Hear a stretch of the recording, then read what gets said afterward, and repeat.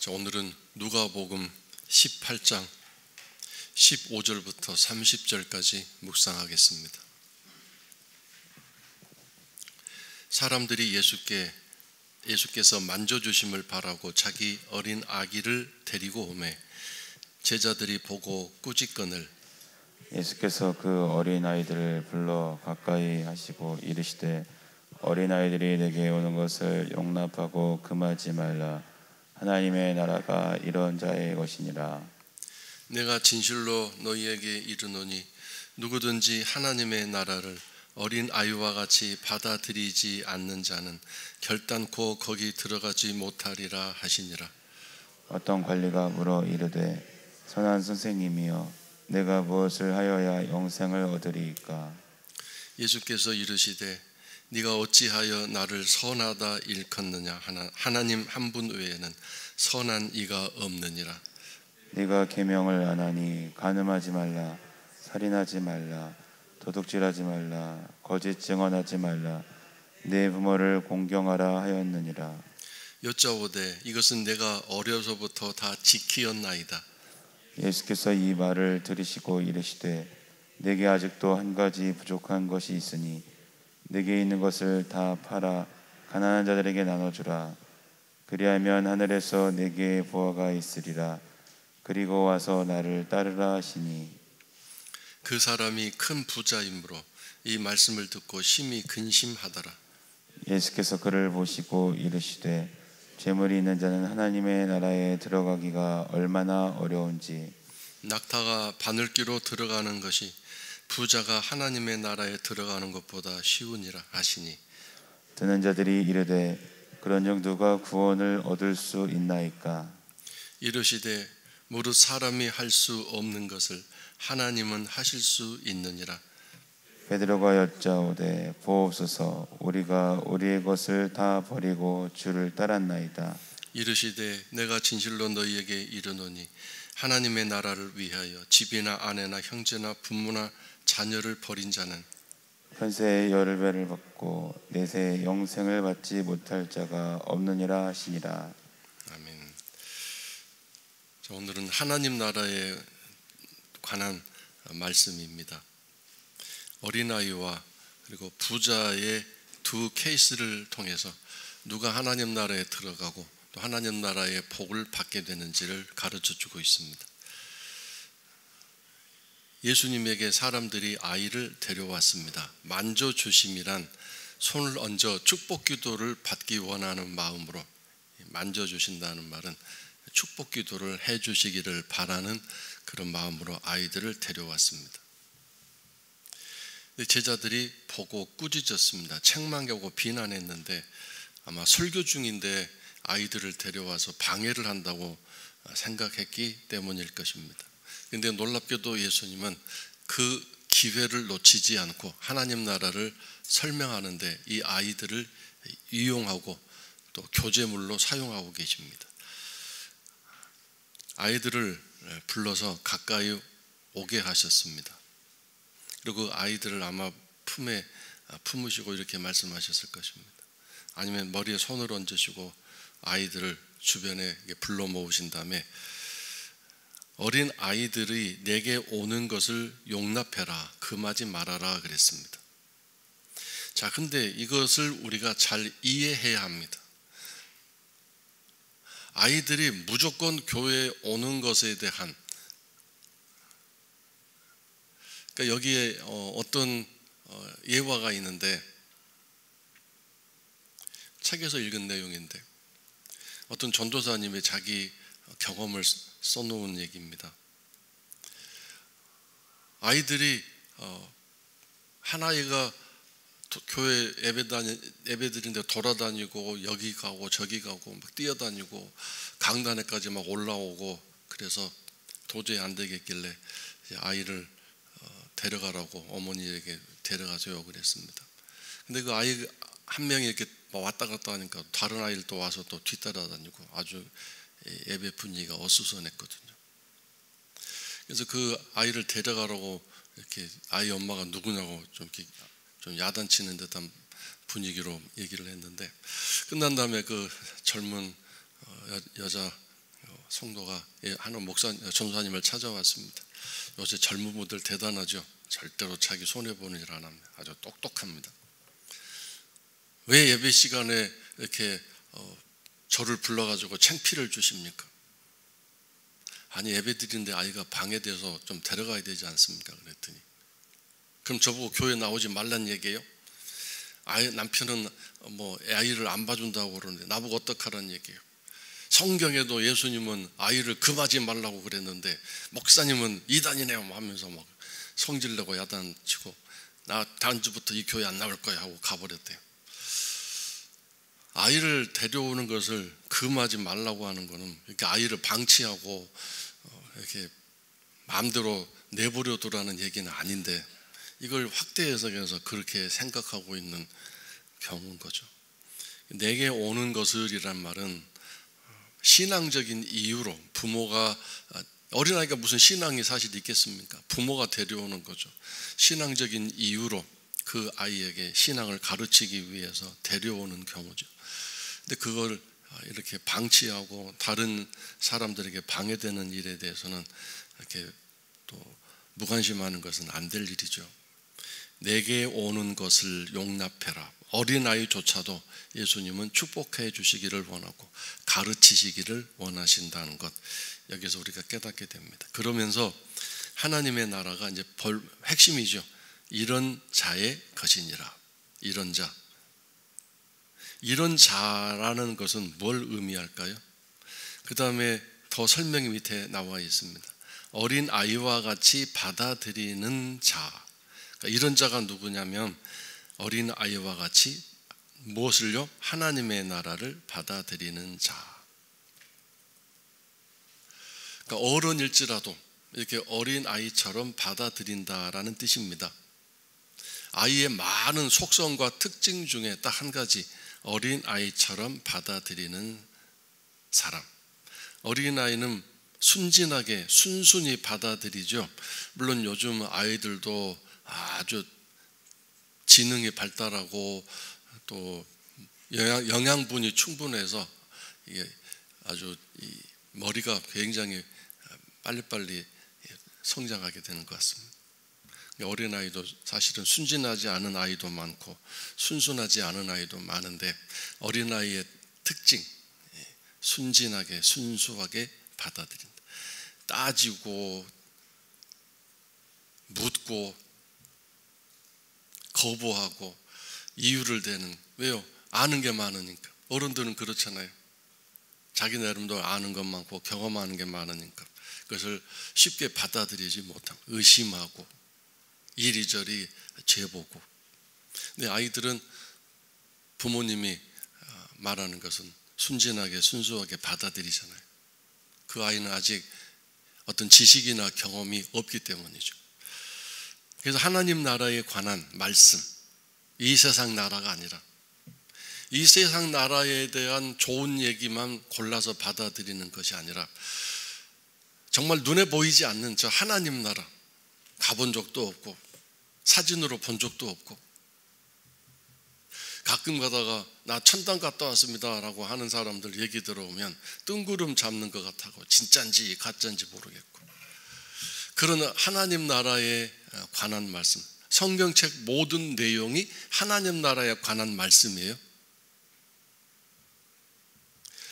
그 말씀을 곧이곧대로 그냥 순진하게 받아들이는 사람, 그 사람이 하나님 나라에 갈 수 있고 하나님 나라가 그 사람 것이 될 수 있다고 말씀하셨고, 거기 무서운 말이 있습니다.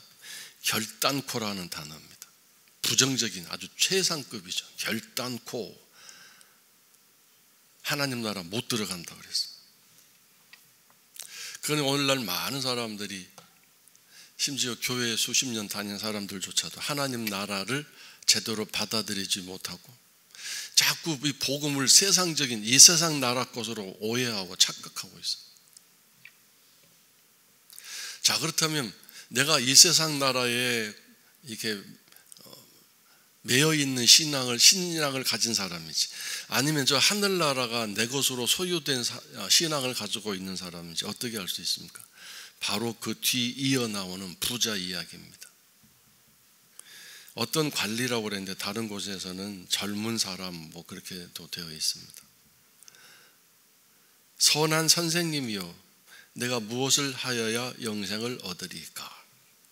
예수님을 선생님이라고 부르는데 앞에다 선하다라고 부르는 것부터 이 사람의 사고방식, 그리고 이 사람의 이 사람 구조가 어떻게 되어 있는가 알 수 있습니다. 즉 자기를 선하게 생각하고 자기는 선한 사람이라고 생각하는 그런 마음과 구조가 되어 있음을 알 수 있습니다. 그래서 자기가 볼 때 예수님은 선한 분이다. 내가 무엇을 해야 영생을 얻으리까? 영생을 질문하는 것을 보면 신앙적으로 또 성경적으로 굉장한 지식을 가지고 있습니다. 그 다음에 이 성경의 핵심이 뭔가 이것을 꿰뚫을 수 있는 그런 지식도 가지고 있습니다. 신앙적인 삶에서 가장 중요한 게 뭔가? 결론은 영생이다. 하나님이 주시는 영원한 생명이다. 즉 하나님 나라 가는 것이다. 이 땅의 삶이 전부가 아니다. 이렇게 꿰뚫어 알고 있는 놀라운 사람입니다. 그런데 예수님은 첫 번째로 답변이, 네가 왜 뭐 때문에 나를 선하다고 일컫느냐? 그건 틀렸다. 하나님 한 분 외에는 선한 이가 없다. 이렇게 말씀하셨습니다. 자, 그렇다면 예수님은 선한 분이 아닙니까? 이 말이 무슨 뜻이냐면, 일단 선생님이라고 부른 것에서부터 이 사람의 수준이 나타나는데, 이 선생님이란 말은 원어에 보면 랍비어라는 뜻으로 부르고 있어요. 랍비.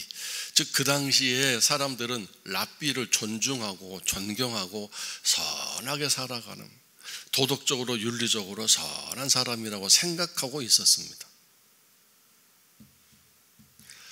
그렇기 때문에 예수님을 이 랍비의 한 사람으로 보면서 선하다고 부른 것이죠. 즉 예수님의 말씀은 이 세상에 어떤 사람이 선할 수 있느냐? 오직 선한 존재는 하나님 한 분밖에 없다. 이렇게 말씀하신 거예요. 사람이 어떻게 선할 수 있느냐? 이걸 질문하시고 야단치신 것입니다. 즉 이 말은 너는 지금 너 자신을 선하다고 지금 여기고 그렇게 스스로 생각하고 있는데 그건 잘못된 것이다. 너 심각한 문제를 가지고 있다. 그런 뜻입니다. 우리는 내 자신을 물론 기도할 때 하나님 저 죄인입니다 라고 이렇게 고백할 때가 많습니다. 근데 지난주에 말씀드린 것처럼 진짜 죄인이라면 뭐가 죄인인지, 어떻게 해서 죄인인지 그걸 낱낱이 고백해야 진짜 죄인인데 말로만 두리뭉실하게 주여 저 죄인입니다 용서해 주세요 이렇게 하고 지나가죠. 그리고 내가 오늘도 겸손하게 눈물을 흘리면서 나 죄인입니다 기도하고 나왔으니까 참 하나님이 기뻐하시겠지 그러겠죠. 이건 제대로 된 기도가 아니라고 말씀드렸습니다. 자, 그런 경우와 함께 여기서 이제 상대적인 비교가 나옵니다. 상대적인 비교. 다른 사람과 비교해서, 자, 예를 들어 그 사람이 새벽기도 안 나가는 사람이다. 주일 예배도 가끔씩 빼먹는 사람이다.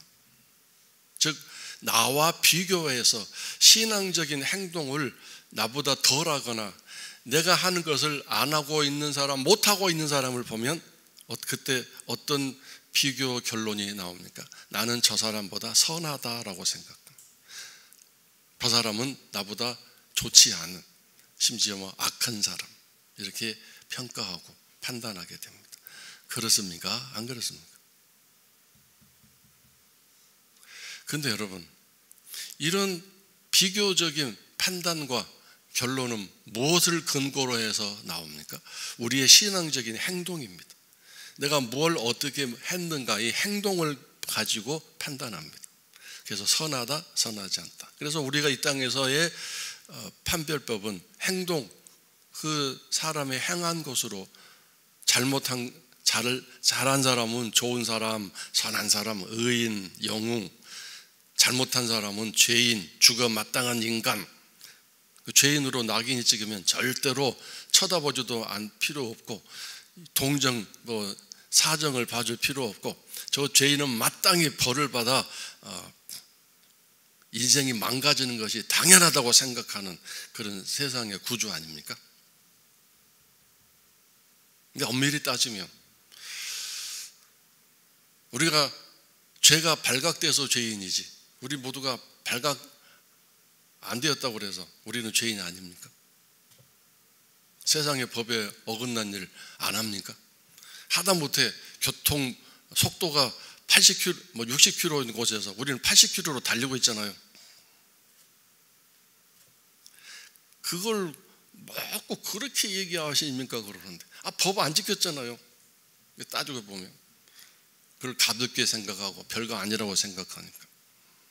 그 죄인이라고 하는 사람도 세상 법을 어겼다가 죄인 된 거잖아요. 법.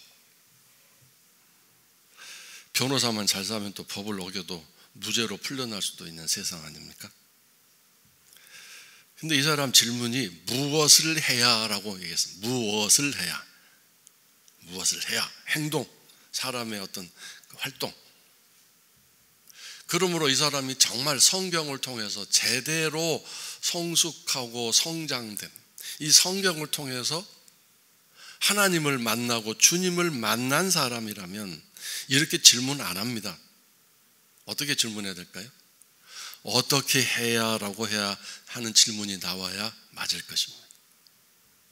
근데 성경을 보면서 자꾸 나는 이것도 지켰고 저것도 지켰고 이것도 하려고 했었고, 그러면서 다른 사람, 저 인간은 저것도 안 하고 이것도 안 하고 그것도 안 하려고 그러고 할 생각이 없고, 나는 얼마나 위대한 사람인가, 나는 얼마나 열심히 있는 사람인가, 사람과 비교하면서 자기의 대단함을, 자부심을 가지고 있는 사람이죠. 그러니까 이제 떳떳하게 나는 영생을 받을 자격이 있는 사람이죠 라는 자부심을 가지고 와서 은근하게 질문한 거죠. 왜냐하면 그 뒤에 보니까 어릴 때부터, 나중에 성인 되어서 10대 후반부터가 아니라 어릴 때부터 뭐예요? 하나님 말씀 10계명을 완벽하게 지켰다고 자랑하고 있지 않습니까? 내가 어려서부터 지켰다라는 말, 이 10계명을 완벽하게 지켰단 말인데 거기 보면 다 지켰다고 얘기했잖아요. 다 지켰다. 그러니 얼마나 자부심이 대단한 사람입니까? 그러므로 나는 영생을 취할 만한 대단한 사람이죠, 훌륭한 사람이죠, 그런 자부심과 긍지를 가지고 예수님 앞에 나와서 슬쩍 모르는 척하면서 무엇을 해야 영생을 얻을 수 있지요? 라고 답변을 한 겁니다. 그러니까 예수님이 너 지금 너의 인간의 행위와 너의 업적과 너의 수고로 하나님 나라를 나아가려고 하고 하나님 나라를 소유하려고 하는구나. 영생이란 하나님 나라를 소유하는 거잖아요. 그러니까 예수님도 장군하니까 멍군 대답한 것인 거죠. 자, 그래? 그러면 10계명 지켜야 된다 그랬더니 이 사람 저 어려서부터 다 지켰는데요 그랬어요. 그러니까 얼마나 대단한 사람입니까? 근데 예수님은 여기서 이 사람에게 지실 수 없는 분이죠. 그래서 이 사람이 뭘 지금 못하고 있는지를 말씀하시면 한 가지 부족한 것이 있다. 그게 뭐냐? 네가 가지고 있는 것을 다 팔아 가난한 자들에게 나눠주라 그랬습니다. 자, 여기서 우리가 오해할 수 있는 부분입니다. 문자 그대로 받아들여서 그럼 내가 가지고 있는 걸 다 팔아가지고 가난한 자들에게 나눠주고 예수님을 따라가야 하는가? 재산 없이 완전히 빈털터리로 살아야 되는가? 그런 극단적인 말씀은 아닙니다. 이 사람이 시작을 무엇을 해야 할까요? 라고 질문을 했기 때문에 그러면 너 그럼 무엇을 하는 쪽으로 하나님 나라로 소유하려면 자 이렇게 해야 된다고 말씀하신 거죠. 접근을 잘못하면 예수님도 계속 그 방법으로밖에 나가서 결국 우리가 무너지게 돼 있습니다. 갈팡질팡하게 되고 더 이상 해결책이 없습니다. 신앙의 시작을 잘해야 됩니다. 자, 이 사람은 어떤 사람이었어요? 큰 부자였습니다. 큰 부자. 그러므로 이 사람에게 있는 것, 가지고 있는 것, 많이 가지고 있는 것, 그것이 바로 재물인데, 물질인데 너 그것을 다 팔아서 가난한 사람들에게 나눠줄 수 있느냐라고 물었습니다. 왜냐하면 무엇을 해야 하나님 나라 들어갈 수 있어요? 라고 물었기 때문에 그럼 내가 하나님으로 창조주로서 내가 명령한다. 너에게 특별히 명령한다. 너 네 재산 다 팔아가지고 나눠주고 와라. 그러면 된다. 이렇게 말씀하시고, 이 사람에게만 특별히 해당되는 명령인 거죠. 그러니까 오늘 우리가 신앙적인 어떤 질문을 잘못하고 사고방식을 잘못 가지면 사실 하나님 주님도 삐딱하게 나오실 수밖에 없어요. 계속 잘못된 사고방식, 왜냐하면 이 자부심, 긍지, 교만 이런 게 가득 차 있는 거죠. 자기 의로 가득 차 있는 거예요. 그러니까 이 사람에게는 도저히 다른 말이 먹혀들지 않기 때문에, 그래서 충격요법으로 이런 극단적인 처방을 내릴 수밖에 없고, 주님도 알아요. 이 명을 절대 이 사람이 행할 수 없다는 걸. 정말 이 사람이 재산 다 팔고 온다면 그러니까 뭔가 엄청난 이제 새로운 세상이 열릴 수 있겠죠. 근데 재산을 다 팔 수 있는 마음 구조가 아니에요. 심보가 아니에요. 이런 어떤 영적인 준비가 되어 있지 않는 사람입니다. 모르겠어요. 재산을 다 팔면 2배, 3배로 준다는 뭐 계약서, 그런 보장 이런 게 있다면 서슴없이 투자할 사람이지만 이런 거 못할 걸 아시기 때문에 그렇게 말씀하신 거죠. 그러니까 하나님을 믿고 나아갈 때 이 출발이, 접근이 잘못되면 계속 그런 쪽으로 가다가 결국 막다른 골목에서 무너질 수밖에 없을 것입니다. 시작을 잘해야 됩니다. 접근을 잘해야 됩니다. 자, 그렇다면 또 다른 여기 해석이 뭐가 있습니까? 이 사람은 신앙적으로 참 잘 살았겠죠. 십계명대로 살았으니까. 근데 이 사람이 가지고 있는 이 구조가 뭐냐면, 내가 다른 사람에게 해를 안 끼치는 쪽으로 살면 나는 선한 사람이다. 도덕적으로, 윤리적으로. 있는 듯 없는 듯. 자기 삶에만 충실하고. 그런데 예수님은 그렇게 남과 관계에서 해를 끼치지 않는 조용한 삶을 사는 것으로는 하나님 나라 들어갈 자격이 없다. 적극적으로 사람들에게 베풀어주고 나누어주고 그 관계를 맺으면서 네가 용서도 해주고 참아주고 섬기고 져주고 이런 사람과의 관계 속에서 네가 하나님 나라를 소유한 사람답게 이렇게 관용과 포용을 하면서 살아갈 수 있느냐, 이것이 중요한 거다, 이렇게 말씀하신 거죠. 이 사람은 십계명을 지키며 살았으니 얼마나 다른 사람에게 해를 안 끼치고 살았겠습니까? 근데 예수님 말씀은 그렇게 하지 말고 주는 사람으로 살아라.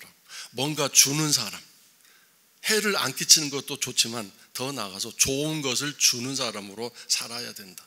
네가 가지고 있는 하나님 나라, 네가 가지고 있는 복음을 다른 사람에게도 나누어주고 영향력을 끼치는 사람으로 살아야 되지 않겠냐.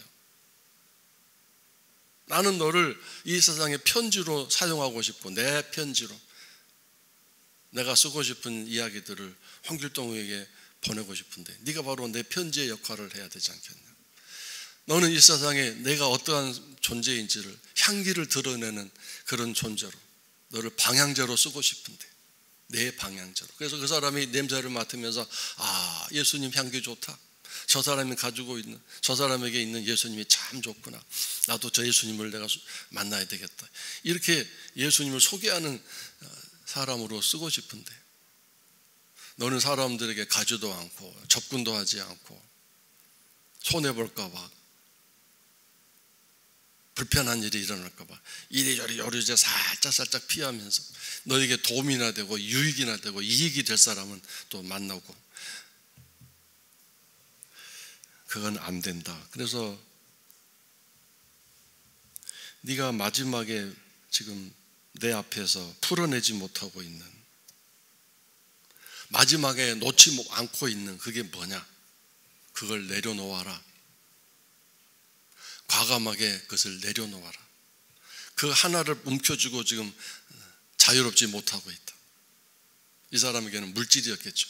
물질에 대한 욕심, 엄청난 부자였기 때문에 그 물질에서 자유로울 수 있겠느냐, 이거죠. 이 부분을 지적하신 것입니다. 어떤 사람은 자존심이 너무 센 사람이 있고, 어떤 사람은 가족에 대한 사랑이 너무 센 사람이 있죠. 그래서 저기 마지막 부분에 나를 위하여 집이나 아내나 형제나 부모나 자녀를 버린 자는 그랬습니다. 자, 그래서 버리다라는 말은 정말 내동댕이 치고 하루 종일 아침부터 저녁까지 교회에 붙어 살고 가족을 돌보지 않고 이런 얘기가 아니라 하나님과 이런 것들과 선택을 할 때 이것들을 내려놓고 하나님을 선택할 수 있느냐, 이걸 얘기하는 겁니다. 선택, 하나님을 선택할 수 있느냐. 가족을 먼저 선택하고 부모를 선택하고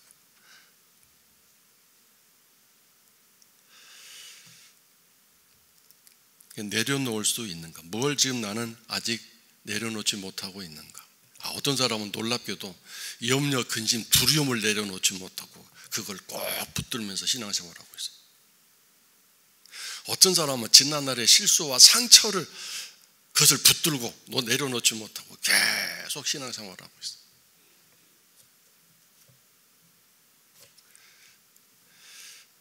그러므로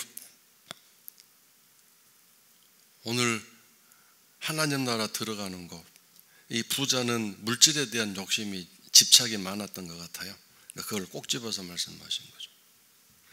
그래서 부자는 하나님 나라 들어가기가 어렵다, 불가능하다. 낙타가 바늘 귀로 들어갈 수 있나요? 불가능하죠. 이건 100%가 아니라 1000%, 억만 퍼센트 부족하죠. 불가능하죠. 그런데 이렇게 낙타가 바늘귀로 들어가는 것보다 더 어려운 것이 부자가 하나님 나라 들어가는 것이다.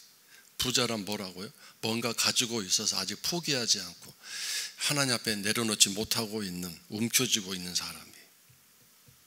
아까 예를 들어 말씀드린 것들. 그 문제만 걸리면 부들부들 떨고 못 들은 채 하고 적당히 타협하면서 편한 쪽으로 가고 그런 게 있잖아요.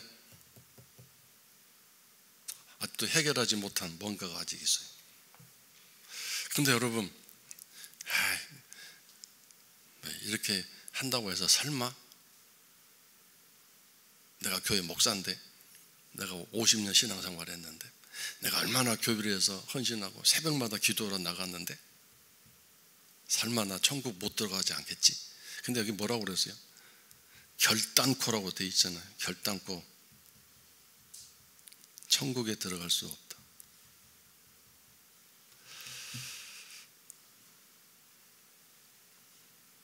모든 것, 그러니까 하나님과 이렇게 둘 중에 놓고 선택하게 될 때 마음이 하나님께로 가지 않고 이쪽으로 기울어 있는, 그게 뭔지 한번 잘 생각해 보세요. 그런 마음을 가지고 신앙생활을 하게 되면 천국에 들어갈 수 없다고 말씀하셨습니다.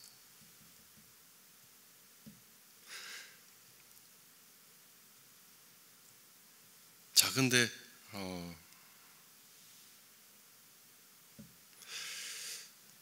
24절에 누가 구원을 얻을 수 있겠습니까?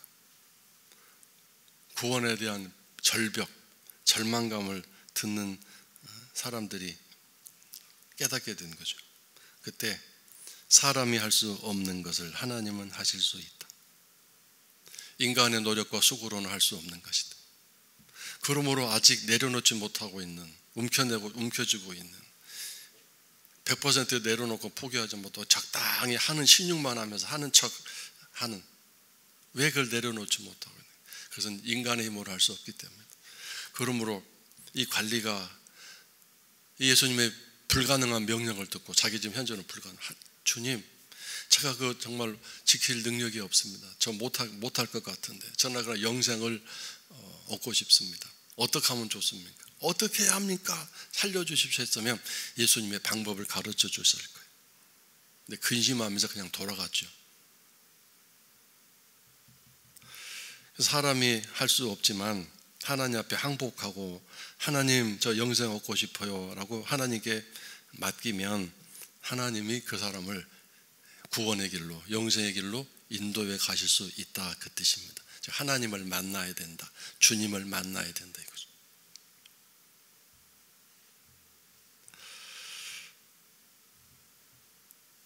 그래서 우리가 오늘도 하나님 말씀을 지키는 까닭, 말씀대로 사는 까닭은 그렇게 말씀 지켜서 천국 가려고 하는 것이 아니라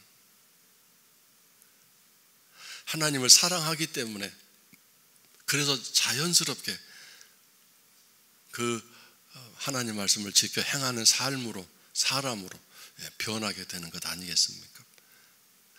어린아이가 부모의 말에 순종하는 까닭이 뭡니까? 그렇게 해서 무슨 보상을 받고 무슨 어떤 기대하는 것을 얻기 위해서 하는 게 아니라 부모를 믿고 신뢰하기 때문에 부모가 하는 말대로 예하고 따라가잖아요. 물론 점점 머리가 발달하면 거부하고 싫어 안 하고 이렇게 부모의 말에 순종하지 않는 자녀로 성장하면 보면 야, 역시 인간은 죄된 성품이구나 깨닫게 되지만, 여기서 말하는 어린아이란 아주 어린아이, 순진한 어린아이, 하나님 말씀에 이렇게 순종할 수 있는. 그래서 오늘 우리들이 진실로 이렇게 하나님을 선택할 수 있다면 20절, 30절 마지막에서 이 땅에 살면서 여러 배를 받고 저 천국에 가서 영생을 받게 될 것이다, 이렇게 말씀하셨습니다. 그러므로 오늘도 내가 내려놓지 못하고 있는 게 무엇인가? 어린아이처럼 순수하게 믿고 신뢰하고 부모가 말하는 것을 어린아이가 막 따지고 정말 해줄 거야 뭐 하면서 이렇게 보증서 쓰라고 그러고 증거를 가져오세요 막 하는 어린아이가 있으면 얼마나 기가 막히겠습니까? 근데 어린아이 그렇지 않잖아요. 그런 어린아이의 신앙, 순수한 순진한 하나님을 믿고 신뢰하는 그런 사랑의 관계로 나의 신앙이 다시 성장하게 해주세요. 기도하시고, 아주 내가 내려놓지 못한 게 있죠. 뭔가 있을 거예요. 다 그런 것들, 그것을 내려놓고 포기할 수 있는 믿음을 주시고 순종할 수 있는 믿음을 주셔서 정말 주님을 만나고 그 능력의 봄의 주인이신 하나님을 만남으로 하나님을 신뢰하며 살아가는 우리가 되게 해주시고 그런 믿음의 길을 갈 수 있도록 도와주세요. 기도하시기를 주의 이름으로 축원합니다.